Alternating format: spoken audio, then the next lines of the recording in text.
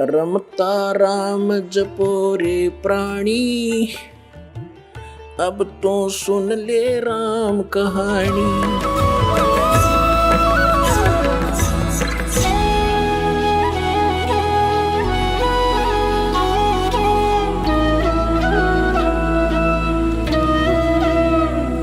अब गीता जी अध्याय नंबर 15 के श्लोक नंबर 4 आपने पढ़ा। अब प्रसंग चल रहा है कि यह चलो चलो क्योंकि कैसे मिटे, बिन साहिब की बंदगी की ठोर ठिकाना ना। हम इसको ठिकाना मान रहे, इन कोठियों को, कल मृत्यु हो जाए काय का ठिकाना ये खाक ठिकाना हमारा। हम इस बांधे हुए बैठे हैं, कति समर्पित हुए बैठे हैं और बकवाद करें, नारी पाप इकट्ठे करें वो अलग से। तो पुण्यात्माओं, जब आप सतलोक आश्रम बरवाला में आवे तो पहले ये निश्चय करके आया करो। और फिर जो आपके ऊपर तो मालिक अनजान थोड़ी है। जब आप डॉक्टर के पास आ गए हार थक के, तो फिर डॉक्टर कोई बालक थोड़ा है, वो सब जानता है इसकी कौन सी वस्तु कहाँ डिफेक्टिव है और कौन सी बीमारी का पहले इलाज करूं ताकि इसका जीवन बचा रहे। अब पुण्यात्माओं, जैसे किसी व्यक्ति का एक्सीडेंट हो गया और उससे ब्लड निकल रहा है और वो बता रहा है जी मेरे पेट में दर्द है, मेरे घुटने में दर्द है, मर गया। अब वो डॉक्टर उसके उन पीड़ाओं को नहीं देखेगा, वो पहले उस ब्लड को बंद करेगा, ऑपरेशन करेगा। उसका वो पता है, उसको भी मालूम है कि ये ठीक रो रहा है, कि इसका दर्द है अभी, लेकिन डॉक्टर ट्रीटमेंट सही स्थान पर कराए, इसका जीवन रक्षा इससे होगी, यूँ तो बाद में भी कर दूंगा। तो पुण्यात्मा, आप यहाँ आते हो तो आप समझ लो उस हॉस्पिटल में आ गए जिसमें आपके सारे पाप कटेंगे, सारे रोग कटेंगे और जन्म मृत्यु का दीर्घ रोग भी यहीं कटेगा।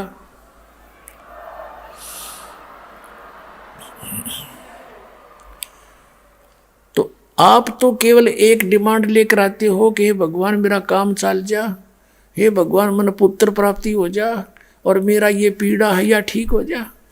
और परमात्मा को पता है कि इसकी उम्र रह रही है 20 दिन की। अब आपका वो दुख हटावेगा उस जिससे आपकी मौत ना हो, ये दुख तो फिर दूर कर देगा भगवान 2 दिन पीछे।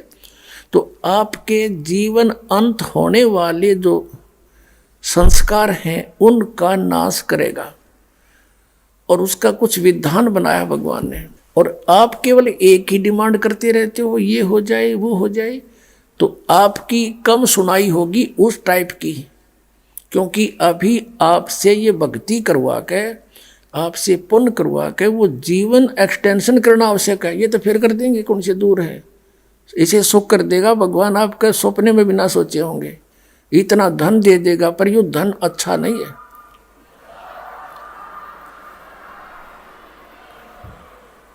ये आपको इतना धन दे देगा, लेकिन यह धन भी अच्छा नहीं है, ये सत्कर मान लेना।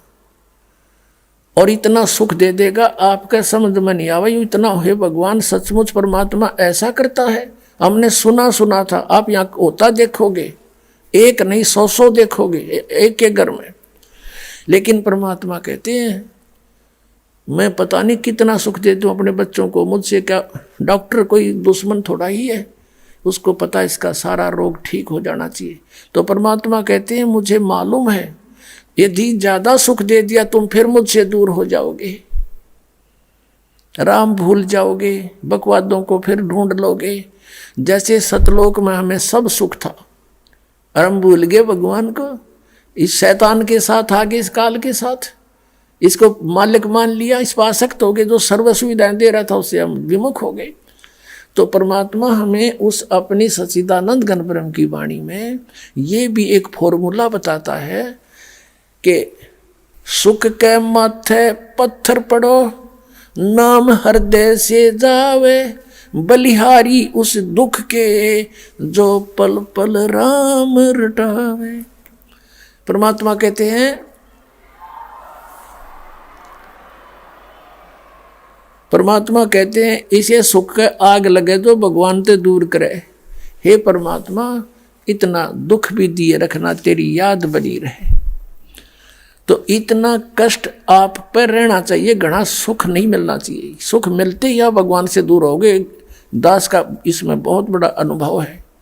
ऐसे व्यक्ति आए थे यहाँ पर बहुत से जो ज्ञानहीन, उनको कुछ दिन ठीक साधना करने से उनको सुख हो गया, अब वो छोड़कर चले गए।